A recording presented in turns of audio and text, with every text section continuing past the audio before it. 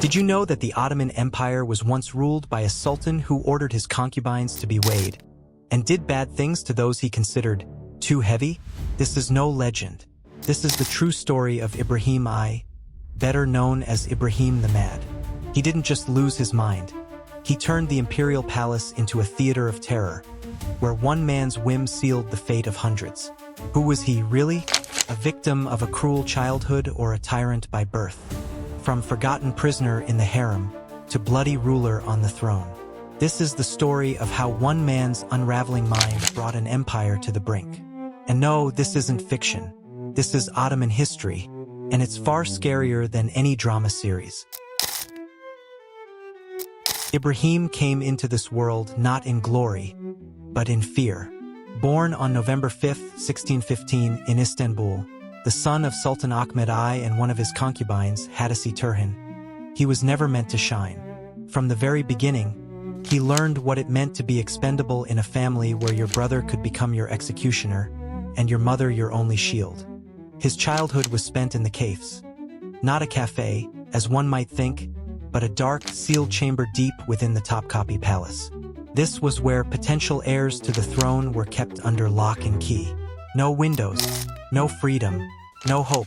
In this suffocating space, more akin to a prison than a nursery, Ibrahim grew up, isolated, silent, constantly afraid. He watched his brother Murad for rule with iron brutality, executing, suspecting, eliminating. Ibrahim knew all too well. If Murad died without a son, he, Ibrahim, would be next in line. But that thought did not bring him joy, it filled him with dread. Because in the Ottoman dynasty, every morning could be your last. One wrong look, and a silken cord could end your life. Under this relentless pressure, Ibrahim's mind began to fracture. He developed phobias, hallucinations, nervous tics. He was terrified of any sound behind the door. When they told him Murad was dead and he was now Sultan, he refused to leave the cage. He believed it was a trap. When Murad IV died in 1640, Ibrahim emerged from the caves after 23 years of captivity. But the man who stepped out was no longer whole. He was a broken, frightened, unstable soul. He was dragged out of darkness not as a savior, but as a puppet, one the court elites hoped to manipulate. But they had no idea what they had unleashed. This was not just an heir to the throne. This was a man tortured by silence for over 2 decades. This was the man who would become Ibrahim the Mad. After 23 years in the darkness of the caves, Ibrahim stepped into the light, and it nearly blinded him. In 1640, he became the Sultan of the Ottoman Empire, the most powerful Muslim state of its time. But to him, the throne was not a triumph. It was a trap. Everything terrified him. The servants, the walls, even his own thoughts. From the very start of his reign, it was clear Ibrahim was not in control. His behavior resembled a fractured mind more than leadership. He could sit silently in the corner for hours, rocking and repeating the same words. Sometimes he shouted commands into empty rooms, without meaning or purpose. He believed someone was watching him through cracks in the walls. He suspected everyone. He was convinced that some invisible hand would come in the night to strangle him, just like so many of his royal relatives. His mother, Kozum Sultan, tried desperately to contain the chaos. She ruled in his place, received foreign envoys, signed decrees, instructed grand viziers. But even she could not restrain the darkness that had broken free after decades in a cage. Ibrahim ignored matters of state. He avoided council meetings, dismissed advisors, and refused to read reports. He lived in his own world, a world of fear, flesh, and madness. To soothe his tormented mind, he demanded the constant company of women. But not just any women. He wanted a specific type, plump, soft, peach-shaped bodies, as he called them. He believed an astrologer who told him such women would grant him strength, and that a harem of thousands would stabilize the empire. Through sex and body shape, Ibrahim tried to heal his childhood wounds. The empire began turning into a theater of pleasure. Enormous sums were spent not on the army or navy, but on jewels, furs, exotic furniture, and women. The harem grew by the day, filled with concubines from across the empire. Girls from remote provinces were forced to travel to Istanbul if their appearance matched the Sultan's desires. Pools were built in his private chambers, walls lined with silk, and mirrors placed on the floors to reflect pleasure from every angle. Ibrahim would vanish into the harem for days. He conducted cleansing rituals with clouds of musk, loud music, and hours of carnal indulgence. To him, women were not people, they were charms. If one brought him anxiety, she was isolated. If she appeared in his nightmares, she disappeared forever. One woman in particular stood out, Hadisi Turhan. Not only stunning in appearance, but politically cunning, she became more than a lover. She became a force. Even she, however, saw the danger. Ibrahim's madness deepened. He began refusing sleep, terrified of being murdered in the night. He banned mirrors from his rooms, convinced demons lurked inside them. Once, he even ordered all pillows destroyed because he believed they whispered of betrayal while he slept. This was no ruler. This was a walking catastrophe in royal robes, and the empire was holding its breath. As the reign of Ibrahim I continued, the situation in the empire gradually deteriorated. His unstable mental state led to unpredictable decisions, which directly affected governance and palace life. In 1647 to 1648, Ibrahim became completely absorbed with his harem. His obsession with physical pleasure turned into a compulsive dependency. According to Ottoman chroniclers, the Sultan demanded women who met specific physical criteria, and this demand became part of state policy. This led to a rise in government spending. Financial records from the period show unprecedented sums spent on gifts, jewelry, furnishing the harem, and maintaining its staff. Dissatisfaction began to grow both within the bureaucracy and among the military. But the most critical point came in 1648, when, during another psychological episode, Ibrahim ordered the execution of approximately 280 women from his harem. According to eyewitness accounts, the reason was his belief that they had caused his temporary sexual impotence. The execution was carried out by drowning in the Bosphorus. No trial was held. The order was executed in silence, without investigation. This incident shocked even his closest circle. In the political sphere, Ibrahim demonstrated inconsistency. He frequently changed grand viziers based not on competence, but on personal whims or rumors. Some of the appointed viziers had no experience in governance. The constant changes destabilized the tax system, disrupted army supply chains, and created crises along the borders. During this time, taxes increased sharply, leading to public discontent. Regional beys began to openly ignore orders from Istanbul. Simultaneously, anxiety was growing within the army, especially among the Janissaries. They viewed Ibrahim as incapable of ensuring the empire's security. There was growing concern over his failure to respond to external threats, particularly from Venice, which was waging an aggressive campaign against Ottoman territory in Crete. The Janissaries began holding secret meetings with court officials and religious leaders. A consensus began to form that Ibrahim could no longer fulfill his duties as Sultan. In leading circles, discussions emerged about removing him from power. The Sultan, meanwhile, remained largely isolated in the palace, spending his days in the harem, rarely attending official meetings, and showing no interest in state affairs. This growing crisis and internal discontent set the stage for a coup.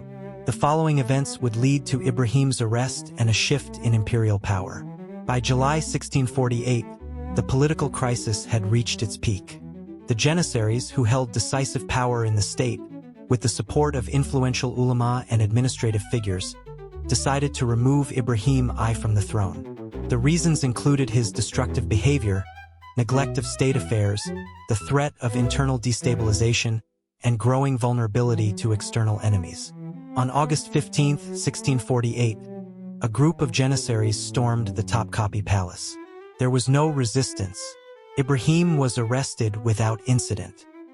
He was taken from his chambers and confined to one of the isolated rooms of the former cafes, the same cage where he had spent most of his life. Ironically, his end came in the place where his story had begun.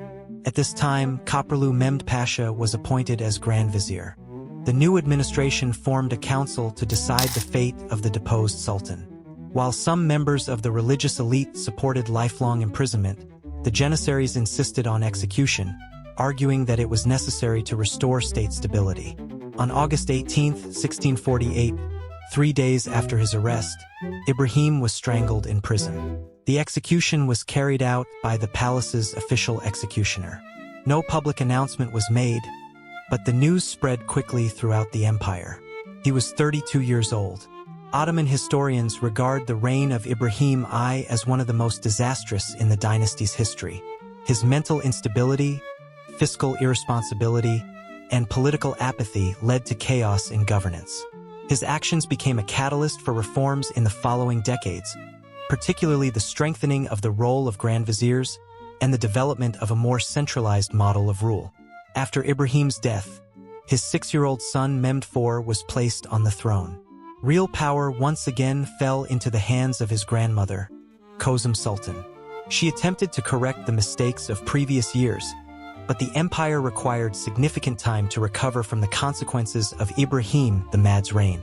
Historical records from both Ottoman and European sources consistently describe Sultan Ibrahim I as a ruler suffering from severe psychological disorders. While no formal diagnosis can be given centuries after his death, the symptoms documented by contemporaries allow historians and psychiatrists to suggest several possible conditions that may have affected him. From an early age, Ibrahim exhibited signs of extreme emotional instability. He spent over 2 decades confined in the caves, a secluded part of the imperial palace where potential heirs were kept in isolation to prevent political coups. This long-term solitary confinement, beginning in childhood, likely had a profound effect on his mental development. Experts today agree that extended sensory deprivation and chronic stress in formative years can result in permanent psychological damage. Upon becoming sultan, Ibrahim displayed paranoid behavior. He was convinced that everyone around him was plotting to kill him. He believed that food and drink were poisoned, and demanded that servants taste everything before he ate. At times, he accused mirrors of spying on him and had them removed from his chambers. He reportedly destroyed furniture after claiming that objects in the room were whispering betrayals while he slept. He also developed auditory and visual hallucinations. According to palace sources, Ibrahim would sometimes spend hours speaking with invisible figures or shouting orders into empty hallways. He is said to have laughed hysterically during moments of crisis and burst into tears without provocation. Such emotional dysregulation and delusions of persecution are often associated with schizophrenia or severe bipolar disorder with psychotic features. Another prominent symptom was his obsessive-compulsive behavior, especially in the harem. Ibrahim demanded the constant presence of women around him, particularly those with specific physical traits. He was obsessed with the idea that only women with soft, peach-shaped bodies could bring him strength and luck. He would assign staff to measure the weight and proportions of concubines, and ordered hundreds of women brought to the palace from all corners of the empire.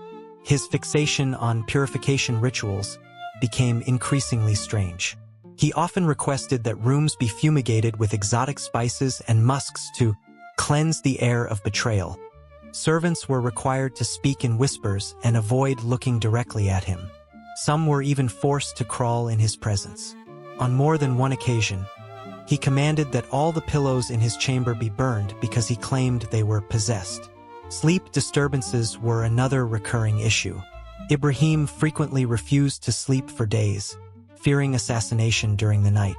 He would sit awake in a guarded room, armed with a dagger, convinced that killers were hiding in the shadows. Despite being surrounded by guards, he never felt safe. Even his mother, Sultan, who once had his full trust, became a target of his suspicion. Modern scholars believe that Ibrahim may have suffered from untreated schizophrenia, exacerbated by environmental trauma and palace isolation. Others suggest a combination of narcissistic personality disorder, paranoia, and obsessive-compulsive tendencies. Regardless of the exact diagnosis, it is clear that his mental condition was not episodic but chronic and worsening over time. Court physicians were aware of his state, but their influence was limited. The Ottoman court, especially in the 17th century, lacked the medical understanding or tools to properly treat mental illness. Treatments consisted mostly of prayer, isolation, or in extreme cases, cleansing rituals using herbs and incense. None of these had lasting effects. The impact of his condition extended far beyond the walls of the palace. His inability to govern rationally led to administrative chaos, weakened military readiness, and the alienation of both religious and political elites.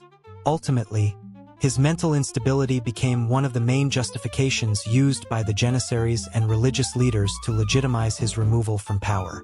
During Ibrahim I's reign, the imperial harem transformed from a private royal institution into a sprawling apparatus that consumed significant state resources and exerted influence over political appointments and court dynamics. His unprecedented focus on the harem made it a central element of governance, though not by design, but through psychological obsession. Historical records suggest that Ibrahim did not merely enjoy the company of women. He built an entire ideology around their presence. After years of isolation in the caves, his concept of power and emotional security became deeply intertwined with physical intimacy. He developed a belief that the vitality and strength of a ruler could be sustained only through continuous contact with women who met his specific preferences. His primary obsession was with women of a particular body type. He reportedly demanded that concubines be plump, soft, and voluptuous, women with bodies like peaches, as he once described. Court officials were dispatched across the empire to search for such women in remote towns and villages. Young girls who matched the criteria were forcibly brought to the palace, often without consent. This policy was not only invasive but systematically institutionalized. By the mid-1640s, the harem had expanded significantly, far beyond its traditional quarters. Additional chambers were renovated, gardens repurposed, and entire wings of the palace converted to accommodate the influx of new concubines and servants. It is estimated that at the height of Ibrahim's rule, the harem housed over 1,000 women, along with hundreds of eunuchs, attendants, and mid-level administrators. The financial burden on the state was severe. Budget records show a steep rise in expenditures related to the harem, including the purchase of rare perfumes, luxurious fabrics, gold jewelry, mirrors, cosmetics, musical instruments, and imported food items. At a time when the military and navy were underfunded, vast sums were redirected toward satisfying the Sultan's personal desires. Ibrahim's obsession also led to the creation of strange administrative procedures. Women in the harem were measured and weighed regularly. Their hair, skin tone, and body proportions were recorded in official logs. A dedicated group of palace staff was assigned to categorize the women and report their status to the Sultan.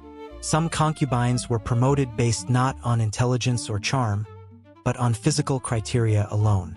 This shift in how the harem operated disrupted long-standing traditions. Under previous sultans, favored consorts or the Valide Sultan, Queen Mother, occasionally influenced court politics through subtle persuasion or alliances. Under Ibrahim, however, women with no formal standing began exerting visible influence, not through skill or diplomacy, but simply through proximity and compliance with his desires. Some of these women began receiving titles, land grants, and control over palace finances. One concubine is documented to have been gifted an estate in Anatolia, a highly unusual move in Ottoman tradition. These unprecedented privileges generated resentment among high-ranking bureaucrats and military officers, who viewed the harem as an increasingly illegitimate source of power. Furthermore, the environment within the harem became unstable and dangerous. Since Ibrahim's attention was erratic and based on mood swings, women lived in fear of falling out of favor. His volatile nature meant that a concubine could be exalted one day and punished or dismissed the next. Rumors of internal rivalries, poisoning, and covert alliances between eunuchs and favorite concubines grew common. The psychological toll on the women involved was immense. Isolated from their families, deprived of freedom, and subjected to constant scrutiny and evaluation, many lived under conditions that modern historians would classify as coercive and abusive. In the eyes of the imperial court, the harem was no longer a secluded realm of royal pleasure. It had become an unregulated center of chaos, indulgence, and political distortion. The excessive spending, the growing social unrest within the palace, and the perception that the state was being governed from within the harem were among the many factors that contributed to the erosion of trust in Ibrahim's leadership.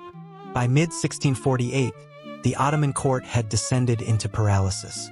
Political decisions were being made by eunuchs, concubines, and frightened viziers, while Sultan Ibrahim remained detached from reality. His erratic behavior had become intolerable. High taxes, military setbacks, and administrative disarray caused public unrest. In Istanbul, merchants protested rising food prices and shortages, while soldiers demanded unpaid wages. Within the elite, a consensus emerged. The Sultan must be removed. The Janissary Corps, already agitated by unpaid salaries and lack of leadership, became the primary force behind the plot. Religious leaders, especially influential ulama, also supported the plan, arguing that a ruler who endangers the Ummah can be lawfully deposed. Kozum Sultan, the Sultan's own mother, was forced into a tragic position. Despite her efforts to protect and advise her son, she had watched his mental health deteriorate to a dangerous level. Fearing for the empire's future, and likely her own survival, she secretly aligned with the Janissaries. On August 8, 1648, an alliance of Janissary commanders, court bureaucrats, and senior religious officials finalized plans for the deposition. 3 days later, armed Janissaries surrounded Topkapi Palace. The palace guard offered no resistance. The conspirators moved quickly and quietly.